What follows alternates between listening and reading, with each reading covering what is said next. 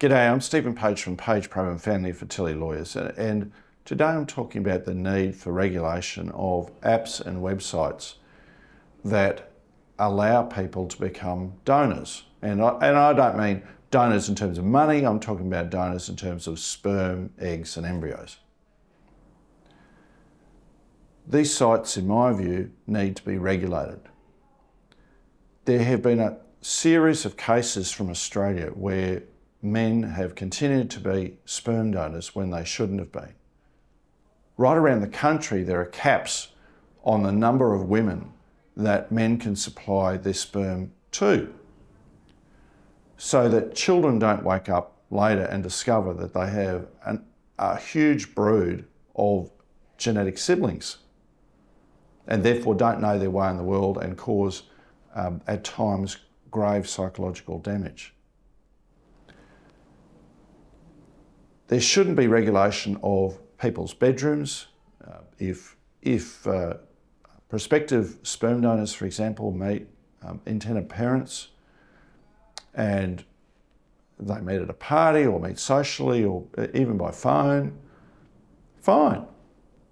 But if they go through a website, in my view, or an app, in my view, those websites or apps that allow that to occur in an obvious way, they're targeted in that area, they should be regulated. And what we've seen in the last few years is men who should just have stopped and haven't. The first example of that is a guy called Joe Donor. That's not his real name, but he's an American who lives outside Australia and has come to Australia at least once or twice to provide sperm. And as happens with these donors, sometimes the sperm is provided through artificial insemination, sometimes through natural insemination, sex. How many times has Joe Donor donated? I don't know, but I know that he's reported that there have been 100 children born through him.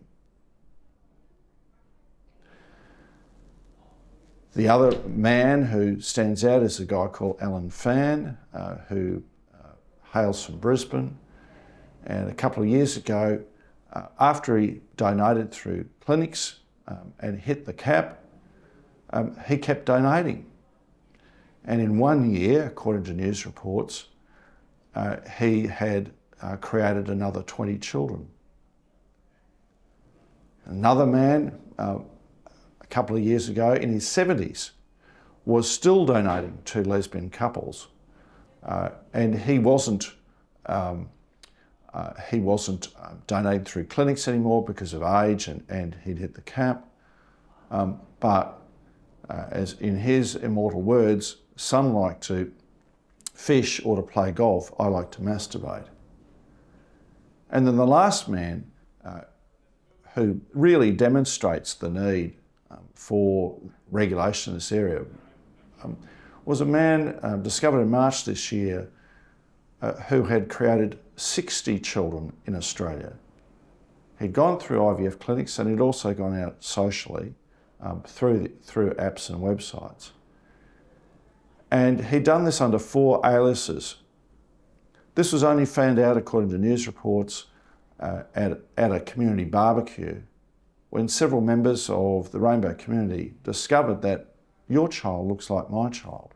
And then the whole truth of the story came out.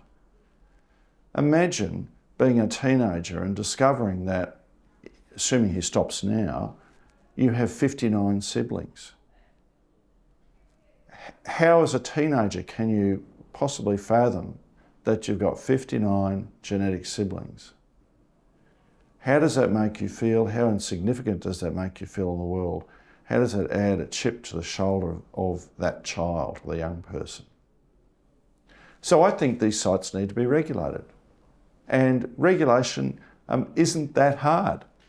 The starting point is to ensure that when the men, because it's typically concerning sperm donors, that they produce their ID if they want to be donors, and that the ID is kept by the websites. There'll probably have to be some kind of auditing process in due course. And that there is a live number on his profile about how many families they've donated to. That information is then fed through to a government agency. And because we have a number of government agencies across the country, I've just said the New South Wales Ministry of Health. That's one of them. It could be one in Western Australia or South Australia or VADA in Victoria. And then it feeds it to the others, and it also feeds it to the IVF clinics nationwide, so that each clinic knows here's a donor who's donated. If that donor has already donated through that clinic, it pops up.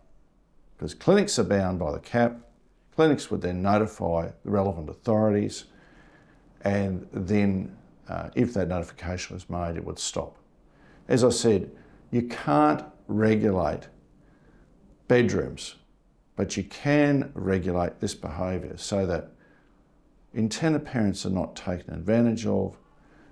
Children, particularly when they're after they're born and grow up, realise that they are special. They aren't just a number.